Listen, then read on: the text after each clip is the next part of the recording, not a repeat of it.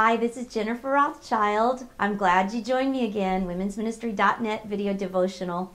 I wanted to tell you something that happened to me a few weeks ago. I was speaking at a gathering of young moms.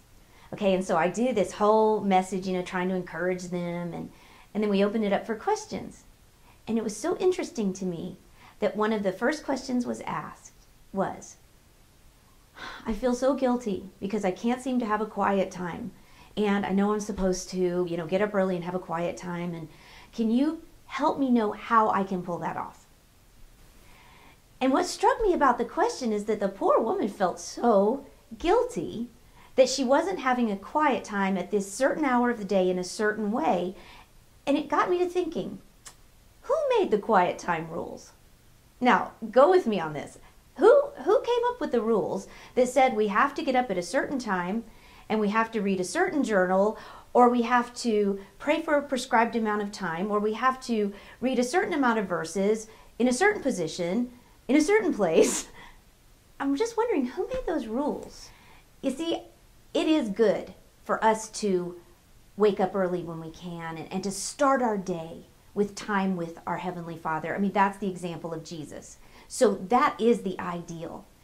But there's a lot of women looking at my face right now and listening to my voice who right now are trying to hear me over the happy playing or the very unhappy screaming of little kids. You're surrounded with dirty diapers. Or perhaps you're, trying to move from one thing to the next at work and you're watching this on your lunch break. I mean, what I'm saying here, girls, is we're busy. I know we're all busy. And so here's the point. How you have a quiet time with the Lord is not nearly as important as that you have one.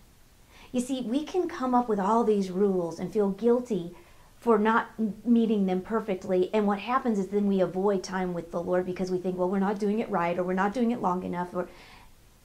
And I don't think God made those rules. God just wants to spend time with you. And yes, you need the life-giving truth that comes from His Word. And yes, you need to hear His voice and He needs to hear yours. But when and how you do that is not so important as the fact that you do that. For some of you, it might mean you just need to go kneel on your closet floor. For some of you, it might mean that you take your time when you're driving home from work and you maybe just take an extra detour so you can have a little more time just listening to the Lord. For some of you, it might be that you do what I do, which is I pick one verse a day and I spend some time with the Lord, just 10-15 minutes, reading through, thinking through that verse, and then I ask the Lord to help me remember it, and I meditate on it all day. So I'm spending the whole day with Him. Here's the deal, sisters. A quiet time is not something you should feel guilty about. It's something you should look forward to. So just think through, if you're feeling constrained by some rules, just ask yourself, who made those rules? Because God really wants relationship with you. And sometimes we can get so caught up in the ritual that it becomes more important than the relationship. We need to be more concerned with being with the Lord, our spiritual being, rather than just religious doing. So that's just what I'm experiencing with the Lord. And I realize you might feel like that young mom who I spoke to who feels a little guilty, like she can't do it right. Here's the right thing. You can do it right when it comes to a quiet time if you just do something every day with the Lord. You hear His voice, let Him hear yours, and just read a little bit from His Word, and you'll be amazed how it'll help you grow.